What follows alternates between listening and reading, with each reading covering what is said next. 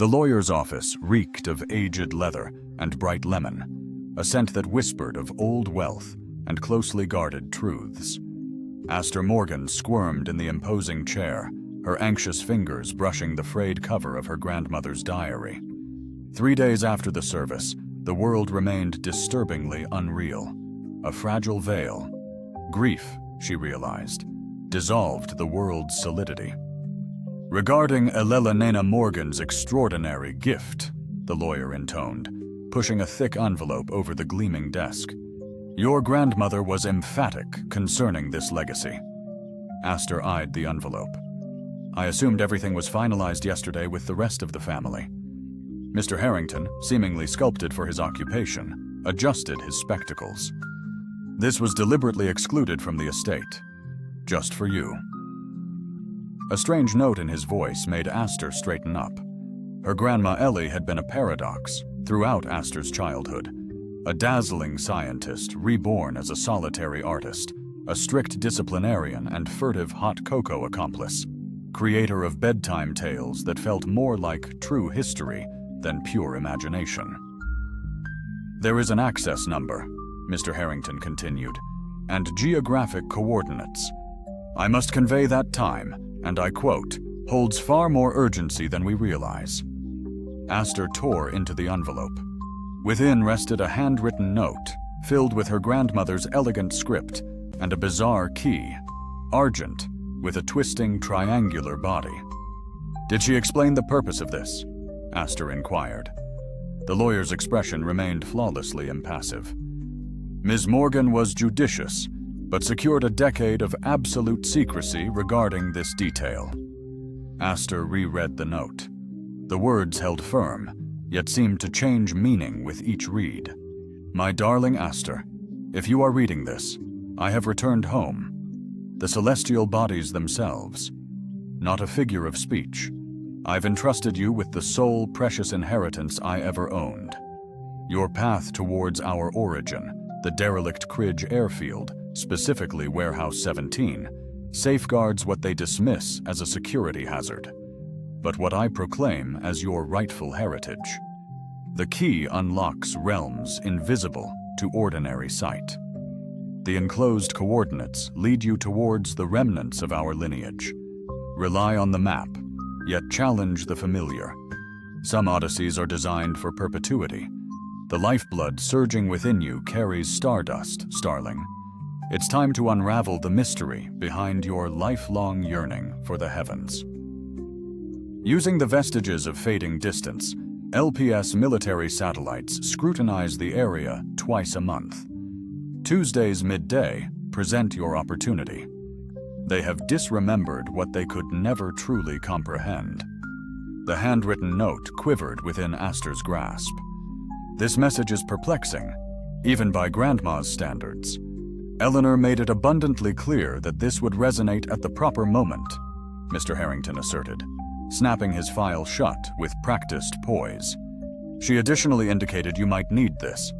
He gently pushed a miniature flash drive across the polished surface. The contained information is protected. The passcode, she mentioned, corresponds to the third constellation you ever identified. Aster's breath caught. Cassiopeia. She recalled being a mere 5-year-old, perched on the observatory platform beside Grandma's ancient home, as Eleanor outlined the distinctive W formation in the inky expanse above with her fingertip. A queen whose vanity incurred celestial retribution and enduring celebration. I must leave, Aster interjected abruptly, gathering the letter, the antiquated key, and the enigmatic flash drive. Ms. Morgan, the lawyer called as she neared the exit. Your grandmother possessed rare character, eccentric without question, yet indubitably extraordinary. Whatever its purpose, she had unshakable conviction that you were the sole guardian worthy of such trust. Aster offered a silent acknowledgement, unable to articulate words beyond the building lump in her throat. Outside, Boston's humid summer embrace welcomed her. Aster glanced at her phone display. Sunday, only 2 days until the surveillance lull her grandmother had forewarned. The opportunity. 2 precious days remained, a fleeting window to determine if I dared chase the tantalizing opportunity that lay before me, beckoning me forward. It felt like a descent into either a brilliant mind's final fantasy or the most breathtaking odyssey of her life. Coldridge Airfield, silent for decades since budget cuts had decimated military outposts in the 80s, slumbered 40 miles outside the city limits. Relentless nature had begun to dismantle the place. Runways were scarred by stubborn vegetation, and the control tower stood sentinel amid a hungry forest. Aster halted her weary Subaru a quarter-mile from the main entrance, guided by a hidden service road unearthed during her obsessive research. The perimeter fence lay prone, a rusted chain-link ruin, its decay mirroring the passage of time.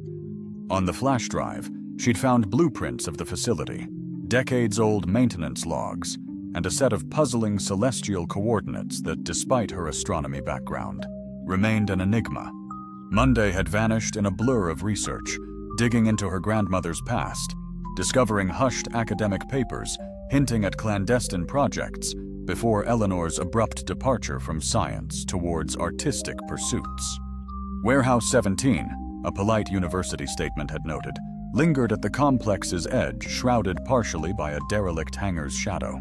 Unlike its decaying neighbors, its reinforced door stood firm, the padlock suggesting more recent attention. Aster advanced warily, the cool metal key a stark contrast to her sweaty palm. Predictably, the padlock was standard issue. Her grandmother's key was useless here.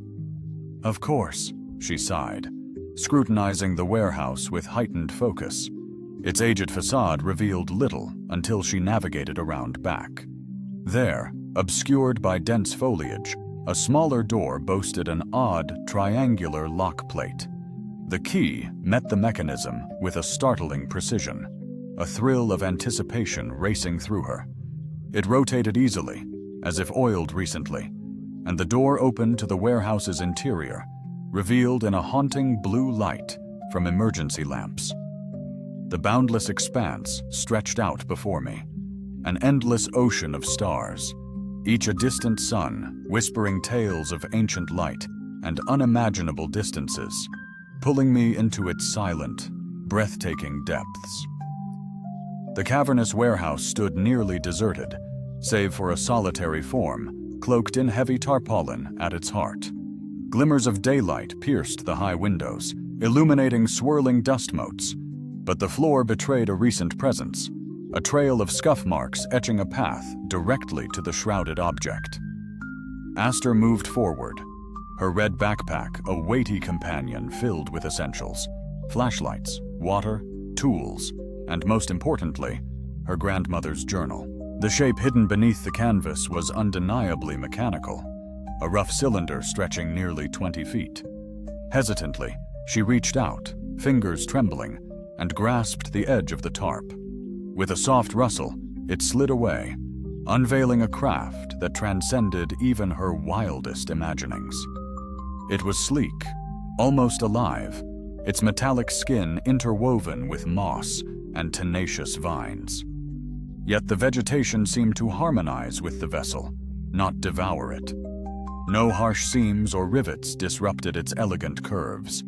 What might once have been windows were now obscured, veiled by time or intention. Incredible, Aster whispered, her voice swallowed by the immensity of the space. The ship, for it could be nothing else, rested on makeshift supports, its nose tilted skyward. The metal felt strangely warm beneath her touch, pulsing with a low, resonant energy that echoed her own heartbeat. Half hidden by the encroaching foliage, familiar symbols danced along the hull, the same intricate patterns that adorned the borders of her grandmother's paintings. Aster had always dismissed them as mere artistic flourishes. Now, tracing their forms with careful fingers, she understood. They were a language. A circular hatch dominated the side facing her, devoid of any visible handle or control. As she studied it, her pendant, passed down from Grandma Ellie and never removed since her 16th birthday, began to radiate warmth against her skin. Driven by an inexplicable impulse, Aster unclasped the silver pendant and pressed it firmly against the center of the hatch. For an instant, nothing happened. The hatch hissed open, seams ghosting into existence on its hull. It slid aside, revealing a dim interior pregnant with the scent of metal, ozone, and something hauntingly alien. Common sense screamed for retreat, documentation, official channels. Every sci-fi tale cautioned against solo exploration of extraterrestrial vessels. But Aster, fueled by an irresistible pull, adjusted her pack and stepped inside. The interior mocked earthly aircraft design. Corridors flowed organically, lit by soft blue veins that pulsed alive at her approach. Surfaces felt metallic, yet strangely organic, warming to her touch. Despite decades of neglect, the ship was pristine, preserved in a bubble of timeless stasis. "Grandma," she whispered, her voice swallowed by the ship's strange acoustics. "What were you involved in?" The corridor led to a control center. 6 contoured seats, humanoid yet subtly alien, faced a shuttered viewport. Dormant displays lined the walls, their design elegantly Spartan. At the room's heart stood a pedestal, holding a hemispherical hollow, perfectly sized for her pendant. Aster paused, caution battling fierce curiosity. She'd risked everything to get here. The pendant fell from her hand, snapping into the hollow with magnetic certainty. For a breathless moment, nothing. Then, a low hum resonated through her, the ship awakening with breathtaking grace. Displays bloomed to life in a cascade of light. The shutters peeled back, revealing not the warehouse, but a holographic star map that bathed the chamber in spectral light. Stars danced in slow orbits, linked by luminous lines that resembled cosmic freeways, with an irresistible allure, beckoning me forward with its vibrant, captivating light. A gentle path unfurled, stretching from Earth towards a star system unknown to Aster. 60 light-years away, a delicate chime resonated, and words materialized in the air around her.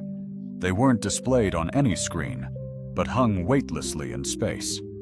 Genetic signature confirmed, breathable atmosphere detected, restricted access authorized. Welcome, descendant of Eleanor.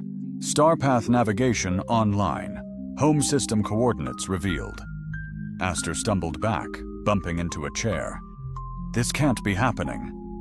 The display shifted, honing in on the destination system. 3 planets circling a steady orange dwarf star. The second world magnified in the projection, showing continents and oceans under swirling clouds. Query: initiate return sequence. "No!" Aster cried, fear gripping her that the ship might launch with her inside. "No sequence. Information only." The projection steadied. Information access authorized. Time limit imposed. Orbital security scan commencing in 17 hours. An interface panel rose from the pedestal, morphing before her, the controls becoming familiar, like a touchscreen, yet with a tactile response that seemed to predict her touch. Aster's fingers trembled above the panel. Everything she knew about science was being redefined. If this was genuine, if this was truly real, then her grandmother had wielded advanced alien technology, perhaps even been an alien herself.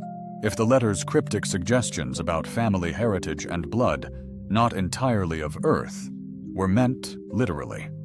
A lifetime of feeling different, of gazing at the stars with an inexplicable ache, suddenly made sense in the most profound way possible. Taking a shaky breath, Aster pressed her palm to the interface. "Show me what my grandmother wanted me to see." The star map vanished, replaced by a vision of Elena Morgan, younger than Aster remembered, perhaps in her 30s. Her eyes held the same int Aster recalled the past, the long shadow of secrets lifting at last. Recording begins. "My dearest Aster," Elena's image began, a bittersweet smile gracing her lips. "If you're seeing this, I've journeyed beyond, and you've discovered your legacy. The vessel surrounding you is Klex, a crude human approximation of her true name. She's ancient, nearly 3 centuries old by Earth's count, yet time bends differently within her. I wasn't born of this Earth, though it's become more home to me than my birth world. I came here as part of a survey, observing humanity's tumultuous rise. Brilliant, daring souls, brimming with potential yet lacking wisdom. We were observers, anthropologists charting your growth." Eleanor paused, her gaze drifting downwards. The heart of the matter, as much as this recording can safely convey, I fell profoundly in love with Earth, with its untamed beauty, with your grandfather. Defying every regulation, I chose to remain when my team departed. The ship suffered damage amidst the political upheaval that shadowed first contact negotiations. I concealed her, knowing humanity wasn't prepared for her revelation. A somber tone deepened her voice. "But the tide is turning, Aster. They will return in your lifetime. Preparations are paramount. This ship holds the knowledge you require: history, science, diplomatic strategies. Your very DNA carries the keys, the markers that will unlock the full database once you've completed the initial integration." Eleanor leaned closer, her eyes full of fervent hope. "You've always possessed a unique spark, even amongst our blended lineage. Your innate grasp of patterns, your intuitive understanding of multidimensional mathematics, these aren't mere chance. They're your birthright. Klex recognized you before you drew your first breath. That's why this task falls to you, and you alone." A faint warning chime echoed in the background. Time flows strangely within Klex's embrace. D stretches into what seems an eternity out here. The storm might keep you stranded for hours, so stay alert. Official channels have abandoned this vessel, but a surge of power would bring unwanted attention. The image flickered, then stabilized for a moment. "One final thing, Aster. Your pendant houses a quantum link to the ship's engines. Never lose it. If danger finds you too soon, if they try to harm you, the ship will protect its own." Elena's expression softened, etched with regret. "I'm so sorry for the secrets, for keeping this hidden while I was alive. I foolishly believed I had more time. Trust your instincts, Aster. You were made for this." The recording ceased, and Aster stood paralyzed. The sunlight filtering through the warehouse windows momentarily darkened as the clouds veiled the sun. "This is..." she breathed, unable to finish the sentence. "Query pending." The ship's interface prompted. "Please specify your inquiry." Aster gave a nervous laugh. "This has to be a delusion, an elaborate fabrication, or my grandmother orchestrated the most unbelievable deception in history." Negative. Genetic analysis confirms Eleanor Morgan possessed non-terrestrial DNA. Secondary analysis confirms you share 68% of those markers. Tertiary analysis suggests inherent atmospheric adaptability. "You're saying I'm part alien?" The word sounded absurd, even to her. Terminology imprecise. Your lineage originates from beings not native to Earth. The distinction lies primarily in geography, not biology. Human evolution displays shared traits across compatible worlds. Aster collapsed into a control chair, which molded to her form with fluid ease. "Why now? Why did my grandmother wait until death to tell me this?" The interface seemed to pause, considering.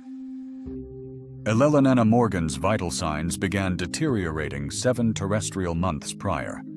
Genetic degradation accelerated despite ship-assisted intervention. Final instructions were updated accordingly. She knew she was dying for 7 months, but the doctors told me it was sudden. Paralyzed by the stroke, she received immediate medical attention. Then came the memory alterations. a necessary protocol. Aster shuddered. Memory adjustments. This ship could manipulate minds. A shiver of fear slithered through her. Limited use only, short exposure, no lasting damage. Not exactly comforting, she whispered. A screech of metal against concrete from outside jolted her. Someone else was here. The ship reacted instantly. Sensors flared to life, a display showing 3 figures in combat gear advancing. Weapons raised. Breach detected. Solutions proposed. No, Aster breathed. No solutions. Who were these people? The image sharpened, revealing no identifying marks. Yet their gear screamed military. Mercenaries? Shadow operatives? How had they found them? Grandma had promised safety until Tuesday. Unknown. Tracking device suspected on transport. Suggest immediate relocation. We can't just leave, Aster argued, fear rising. This ship is enormous. We'd be seen. Clarification. Departure implies interstellar relocation. Her heart hammered. You want me to launch? I can't pilot this thing. Neural interface provided. Navigation primarily automated. Decision required. 12 seconds until breach. The intruders reached the hatch, examining it. One spoke into a communicator while others readied energy weapons. They mean to take the ship, she stated, her voice trembling. Affirmative. Prevention of unauthorized acquisition is paramount. What are you saying? Capture implies self-destruct activation. The words struck her like a physical blow. Leave the ship, and they would either claim it or destroy it. All that her grandmother possessed, every single cherished item, had been treasured and now threatened. The history she held dear, her last fragile link to the past, faced obliteration. The commander arrived at the portal, her flashlight beam piercing the interior's gloom. All of time seemed to compress into this one pivotal instant. Begin our escape, Aster declared, her voice betraying none of the fear within. Take us away from here. Confirmation received. Stabilizing the cockpit, securing you.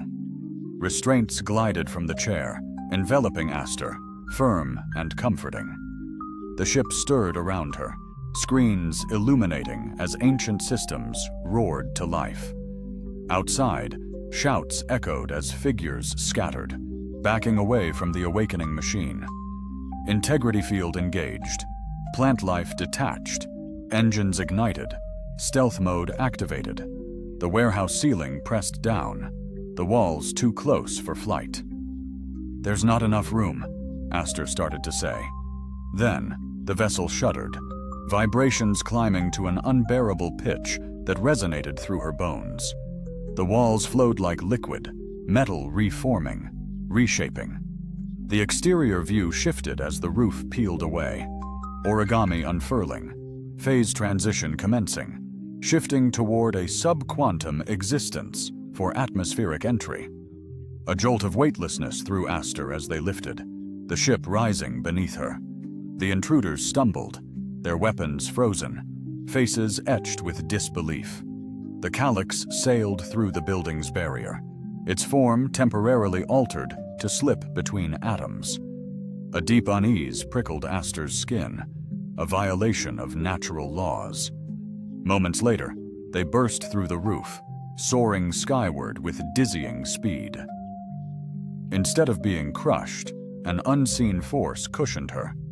They can follow us, she. Gasping, Aster watched the world plummet beneath her, a terrifying freefall. Radar, satellites, negative. Quantum displacement, now active. We're partially phased out of normal reality, the voice stated. Undetectable by Earth tech. The azure sky swiftly deepened, stars piercing the twilight as the sun still graced the horizon's curve. Aster had seen photos from orbit, but nothing could have prepared her for the raw emotion of seeing her home shrink away. A fragile blue marble, cradled by a thin atmosphere against the infinite dark. Initial ascent finalized. Holding geosynchronous orbit. Further instructions awaited. The inquiry ripped Aster from her stunned silence. You're asking me? I've no idea what to do. I just couldn't let them seize the ship. Understood, the voice replied. Options. Return to a different Earth location, remain in orbit, or proceed to programmed coordinates. What programmed coordinates? The star map flared back to life, illuminating the route to Elelenena's homeworld. Aster fixed her gaze on the radiant path that spanned impossible gulfs. That's impossible. Even at light speed, that would take centuries. Conventional analysis is inaccurate. The vessel employs fold space. Subjective travel time approximately 3 weeks. 3 weeks to another star system? Aster shook her head, reeling. I can't just abandon Earth. I have a life here, a job, friends. Even as the words left her lips, a voice echoed in her mind. What life? A dead-end research gig at a failing company. An overpriced apartment since her roommate left. Parents who never understood her, who always viewed Elelenena with mistrust. Initial programming indicates a reconnaissance mission, the voice continued. Assessing conditions before wider contact. You mean Grandma intended me to visit her home and come back as, what, an ambassador? Genetic analysis suggests you would be recognized as Eleanor's descendant. Without real-time data, judging political ramifications is impossible. A warning flared across a screen. Earth-based satellites were shifting their orbits. A focused search was underway.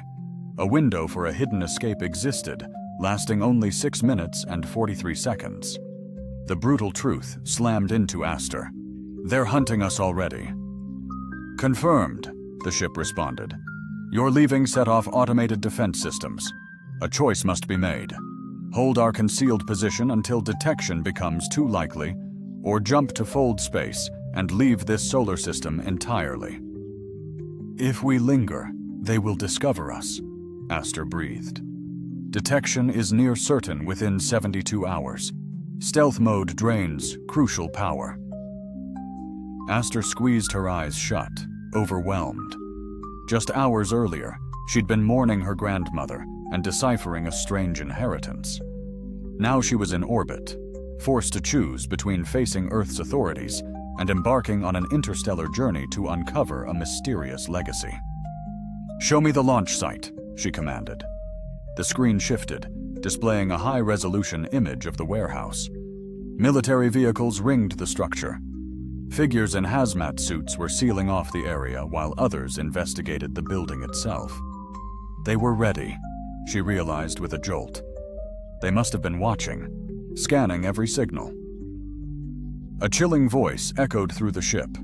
Unidentified launch vehicle, possibly extraterrestrial. Subject Indigo protocol initiated.